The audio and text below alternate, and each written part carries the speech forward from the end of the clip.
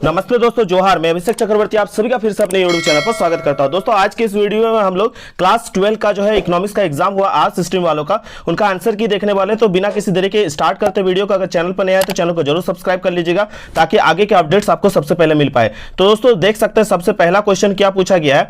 पूछा गया अर्थशास्त्र के जनक कौन थे। तो अर्थशास्त्र के जनक मैंने ऑलरेडी अपने प्रैक्टिस सेशन में भी बताया था, क्या एडम स्मिथ होगा इसका करेक्ट आंसर। ऑप्शन 2 जो होगा करेक्ट आंसर होगा। आप लोग अंत में जो है कमेंट करके बताइए कि आपका कितना आंसर सही हुआ। क्वेश्चन नंबर 2 का आंसर देख सकते हैं दोस्तों, किसके अनुसार अर्थशास्त्र मानव कल्याण का विज्ञान है। ये भी जो है मैंने प्रैक्टिस सेशन में आपको बताया था। आंसर क्या हो जाएगा, मार्शल जो होगा बिल्कुल करेक्ट होगा। ठीक है, वेलफेयर डेफिनेशन पूछा गया तो मार्शल करेक्ट होगा।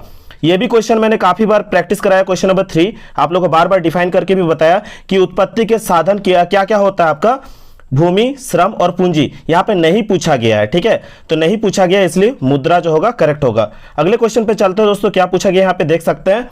अर्थव्यवस्था की केंद्रीय समस्या कौन सी है। जितना मैंने प्रैक्टिस सेशन में करवाया था उससे बहुत सारे क्वेश्चंस देखने को मिले और मॉडल सेट से भी कुछ क्वेश्चंस देखने को मिले हैं। ठीक है, तो अर्थव्यवस्था की केंद्रीय समस्या कौन सी है, मैंने क्या बताया था, क्या उत्पादन करना है, कैसे उत्पादन करना है, किसके लिए उत्पादन करना है, और इसमें से उनका नाम क्या बताया था, साधनों का आवंटन, साधनों का कुशलतम उपयोग और आर्थिक विकास। इनमें से जो होगा आपका सभी करेक्ट है। ठीक है, उसके बाद दोस्तों अगले क्वेश्चन पे चलते हैं। क्वेश्चन नंबर 5 वाला भी मैंने काफी बार आप लोगों को बताया अपने वीडियोज में, क्या कि किस प्रकार की अर्थव्यवस्था में कीमत तंत्र के आधार पर निर्णय लिए जाते हैं। इसलिए जो है मैं दोस्तों डायरेक्ट आंसर नहीं बताता था मॉडल प्रैक्टिस सेट में, क्योंकि आप लोग ने जो है जिन्होंने अच्छे से सुना है कंप्लीट वीडियो को, ठीक है, वो करेक्ट करके आए अधिकतर आंसर। तो यहाँ पे दोस्तों बिल्कुल होगा आपका करेक्ट आंसर क्या हो जाएगा, पूंजीवादी। यहाँ पे कीमत तंत्र लिखा गया है। ठीक है, ध्यान रखिएगा। और कीमत तंत्र कहां पे होता है दोस्तों, पूंजीवादी अर्थव्यवस्था में होता है। ठीक है, चलिए नेक्स्ट क्वेश्चन पे देखते हैं क्या पूछा गया है।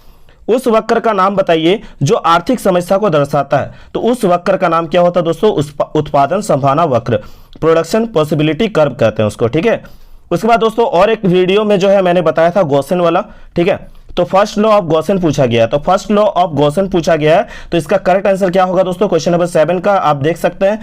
यहाँ पे गॉसेन का प्रथम नियम क्या होगा, सीमांत उपयोगिता ह्रास नियम। ठीक है, ऑप्शन 2 जो होगा दोस्तों बिल्कुल करेक्ट होगा, law of diminishing marginal utility. ठीक है, उसके बाद दोस्तों अगले क्वेश्चन पे चलते हैं। काफी ज्यादा मेहनत किए थे दोस्तों आप लोगों के लिए, इकोनॉमिक्स के लिए ही जो है ये चैनल काफी ज्यादा मेहनत किया है और काफी वीडियोस जो है आप लोगों के लिए अवेलेबल कराया गया था। जिन्होंने सभी वीडियोस को प्रैक्टिस किया है वो काफी ज्यादा अच्छा मार्क्स लेके आएंगे, मुझे पूरा विश्वास है। यहाँ पे दिया गया, आप देख पा रहे नहीं होंगे तो आप लोग मिला लीजिएगा। मैं यहाँ पे बता देता हूं कि जब कुल उपयोगिता अधिकतम होती है तो सीमांत उपयोगिता है। तो जब कुल उपयोगिता अधिकतम होती है तो सीमांत उपयोगिता क्या होती है, शून्य होती है। मैंने ऑलरेडी आपको मॉडल सेट में बताया हुआ है। क्वेश्चन नंबर 9 देख सकते हो दोस्तों, क्या पूछा गया, स्लोप ऑफ बजट लाइन और प्राइस लाइन इज। ठीक है, तो ऑप्शन 1 जो होगा दोस्तों ये बिल्कुल करेक्ट होगा। मैंने ऑलरेडी आप लोग को जो है प्रैक्टिस सेशन में ऑलरेडी बताया हुआ था। ठीक है, क्वेश्चन नंबर आप लोग देख सकते हो। उसके बाद 10 पे चलते हैं। 10 वाला भी क्वेश्चन ऑलरेडी आप लोगों को करवाया गया था कि उपयोगिता का क्रमवाचक जो है सिद्धांत किसने दिया, ऑर्डिनल यूटिलिटी थ्योरी जो है किसने दिया था, यह भी बताया गया क्वेश्चन है। ये होगा हिग्स एवं एलन। ठीक है, ये बिल्कुल करेक्ट हो जाएगा। तो दोस्तों उसके बाद अगले क्वेश्चन पे चलते हैं। क्या पूछा कि यहाँ पे देख सकते हैं, सीमांत उपयोगिता ह्रास नियम के प्रतिपादक। ये भी क्वेश्चन बताया हुआ था, प्रैक्टिस जो आप लोगों को सेट करवाया गया था उसमें से ये करेक्ट होगा, गॉसेन जो होगा बिल्कुल करेक्ट होगा। ठीक है, उसके बाद अगले क्वेश्चन पे चलते हैं दोस्तों। क्वेश्चन नंबर 12 पे देख सकते हैं, डिमांड कर्व जनरली स्लोप्स। ठीक है, पूछा गया है मांग वक्र सामान्यतः ढाल होता है। तो मैंने क्या बताया था आप लोगों को मांग वक्र के बारे में, क्या बताया था कि मांग वक्र जो होता है ऋणात्मक ढलान होता है, बाएं से दाएं नीचे की ओर ऋणात्मक ढलान होता है। तो यहां आपका ऑप्शन 2 जो होगा करेक्ट हो जाएगा। ठीक है, इसके बाद दोस्तों देख सकते हैं क्वेश्चन नंबर 13 में क्या पूछा गया, which of the following equation is demand function. ठीक है, मांग फलन को किस समीकरण से दर्शाया जाता है या व्यक्त किया जाता है, ये भी मॉडल सेट में पूछा गया क्वेश्चन है। तो यहां पे होगा dx equals to function of px। ठीक है, यानी दोस्तों मांग जो है मूल्य पर निर्भर करता है, मैंने ऑलरेडी आपको बताया हुआ था। ठीक है, क्वेश्चन नंबर 14 पे देख सकते हो दोस्तों, क्या पूछा गया है, what a rise in price the demand for Giffen goods. ठीक है, गिफिन मूल्य वृद्धि से गिफिन वस्तु की मांग क्या होती है, बढ़ जाती है। दोस्तों क्यों बढ़ जाती है, आप लोगों को मालूम होना चाहिए कि जो गिफिन वस्तु है उस पर मांग का नियम लागू नहीं होता है। ठीक है, उसके बाद दोस्तों नेक्स्ट क्वेश्चन पे चलते हैं। क्या पूछा गया है, what is the reason for fall in demand. ठीक है, तो क्या रीजन है जो आपका मांग में कमी के क्या कारण है पूछा गया है। तो इनमें से जो आप देख पा रहे हैं यहाँ पे आपका मांग में कमी के कारण पूछा गया है। तो मांग में कमी का कारण का आंसर क्या हो जाएगा दोस्तों, आपका ऑप्शन जो होगा 4 करेक्ट हो जाएगा। इनमें से सभी आय में कमी भी, क्रेताओं की संख्या में कमी होने से भी मांग में कमी देखने को मिलता है, और उपभोक्ता की रुचि में कमी होने से भी मांग में कमी हमें देखने को मिलता है। तो इनमें से सभी जो होगा करेक्ट हो जाएगा।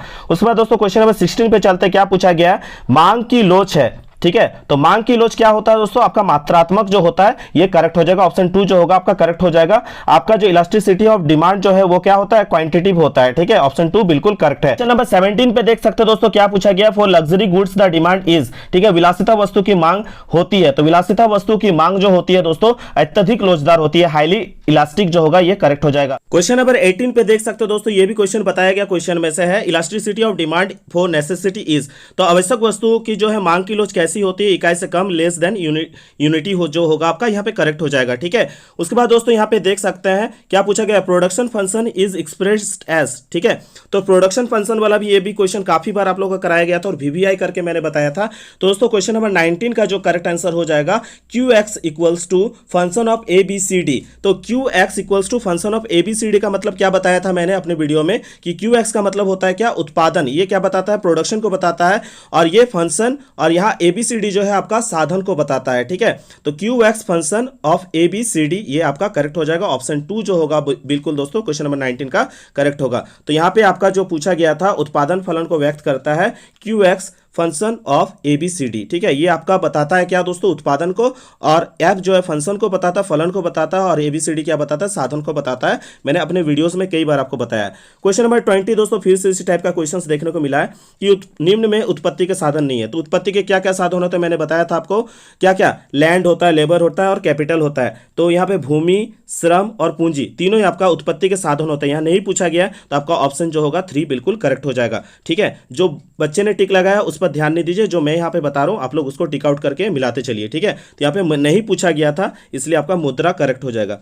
अगले क्वेश्चन पे चलते हैं दोस्तों, क्या पूछा गया, क्वेश्चन नंबर 21 पे देख सकते हैं, law of variable production is related to. तो law of variable production is related to पूछा गया है। तो यहाँ पे आपका क्वेश्चन नंबर 21 का जो आंसर करेक्ट हो जाएगा, यहाँ पे आपका ऑप्शन 1 जो होगा बिल्कुल करेक्ट होगा, अल्पकाल, ठीक है, शॉर्ट टर्म जो होगा यहाँ पे आपका करेक्ट हो जाएगा। क्वेश्चन नंबर 22 में देख सकते हो दोस्तों, क्या पूछा गया है, with the increase in the production the difference between total cost and total fix cost. तो दोस्तों ये क्या होता है दोस्तों, ये बढ़ता रहता है। तो ये उत्पादन में वृद्धि के साथ जो है कुल लागत एवं कुल स्थिर लागत का अंतर हमेशा क्या रहता है दोस्तों, बढ़ता रहता है। ऑप्शन 2 जो होगा दोस्तों इसका बिल्कुल करेक्ट हो जाएगा।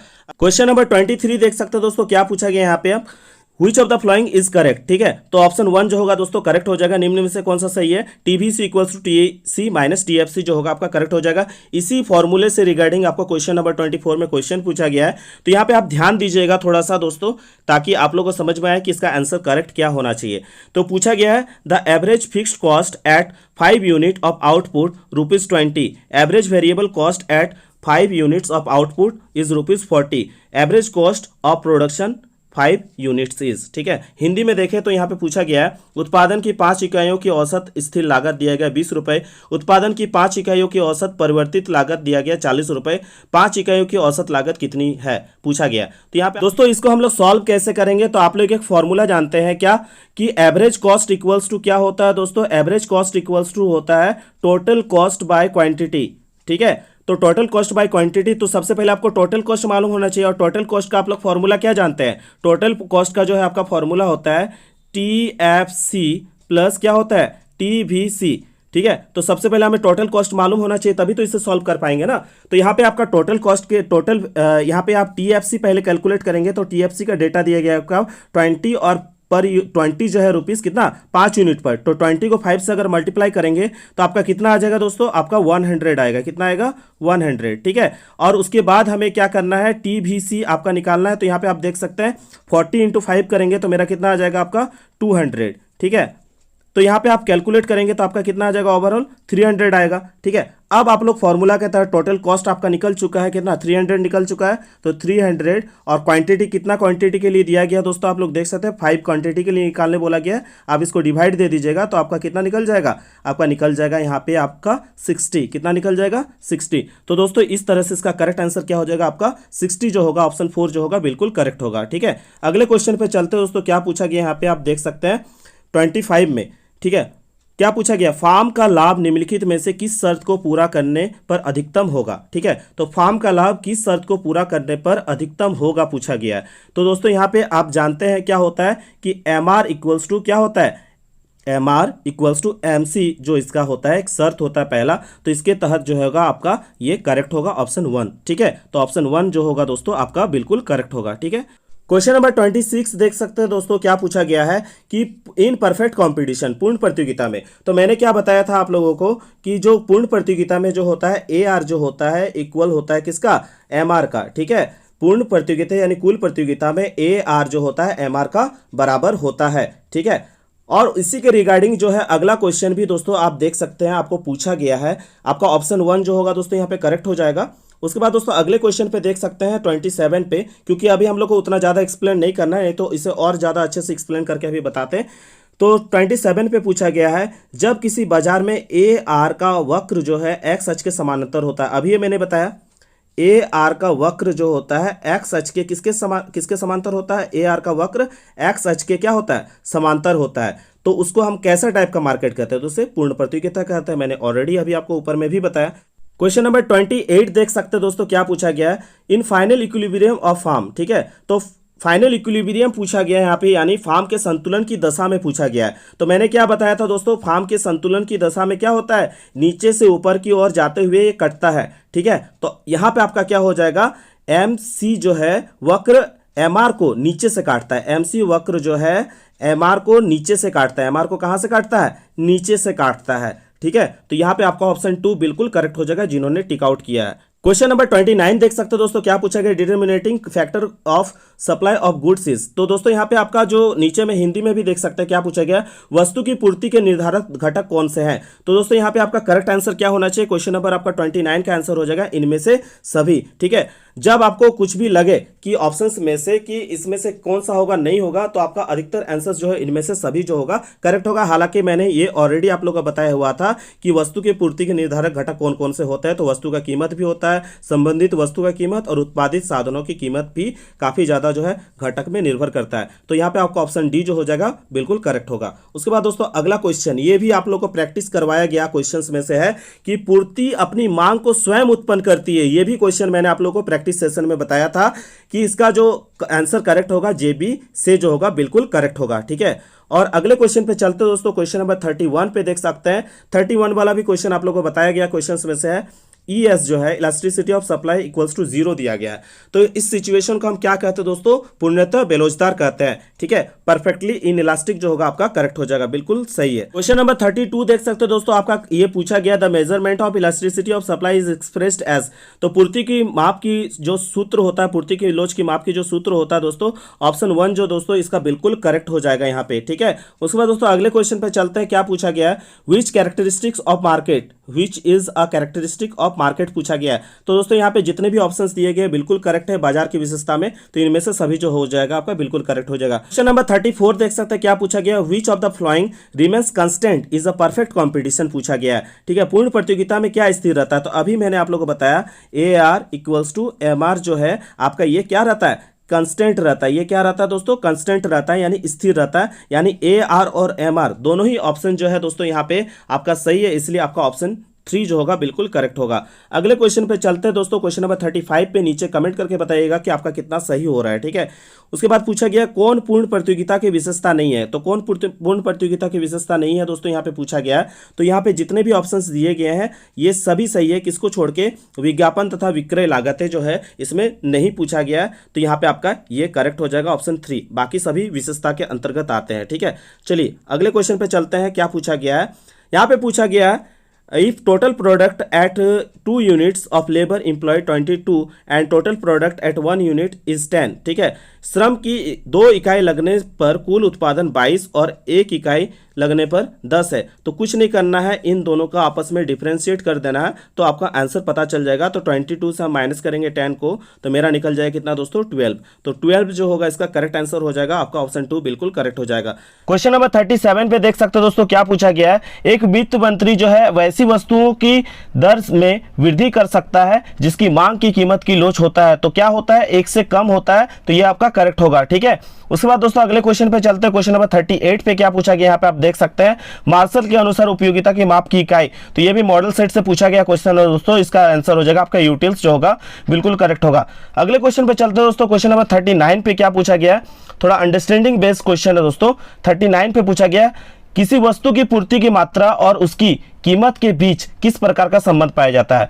तो दोस्तों आप लोग जानते हैं कि वस्तु की कीमत की मात्रा और पूर्ति के बीच का संबंध पूछा गया है। तो दोस्तों याद रखिएगा, जब जब मूल्य बढ़ेगा, जब जब आपका मूल्य बढ़ेगा तब तब पूर्ति भी बढ़ेगा। तो इसको हम कहते हैं प्रत्यक्ष संबंध। इसको हम क्या कहते हैं, प्रत्यक्ष संबंध कहते हैं। ठीक है, तो यहाँ पे आपका करेक्ट आंसर हो जाएगा आपका ऑप्शन 2 जो होगा, बिल्कुल करेक्ट होगा।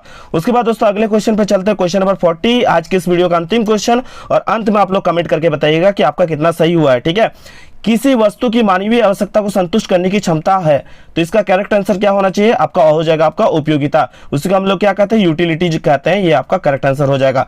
तो आशा करते हो दोस्तों आप सभी को जो है आप लोगों ने आंसर्स को मैच कर लिया है, और आप लोग नीचे कमेंट करके बताइएगा प्लीज कि आप लोगों ने कितना सही आंसर दिया है। और आपका जो ऑब्जेक्टिव टाइप के क्वेश्चंस है उसमें से कम क्वेश्चंस देखने को मिले हैं मॉडल सेट से, लेकिन सब्जेक्टिव में काफी ज्यादा क्वेश्चंस भिड़े हैं आपके एग्जाम में। तो आप लोग नीचे कमेंट करके बताइए कि आप लोगों का 40 में से कितना सही हुआ और आप लोग को कितना % लगा है मॉडल सेट से क्वेश्चंस आए हैं। ठीक है, आगे आप लोग किस एग्जाम की तैयारी करना चाहते हैं नीचे कमेंट करके बताइएगा। तो आशा करते हो दोस्तों आज का ये वीडियो आपको पसंद आया होगा। अगर पसंद आया तो आप लोग लाइक शेयर एंड कमेंट करना ना भूलें। तब तक के लिए दोस्तों धन्यवाद, जय हिंद, वंदे मातरम।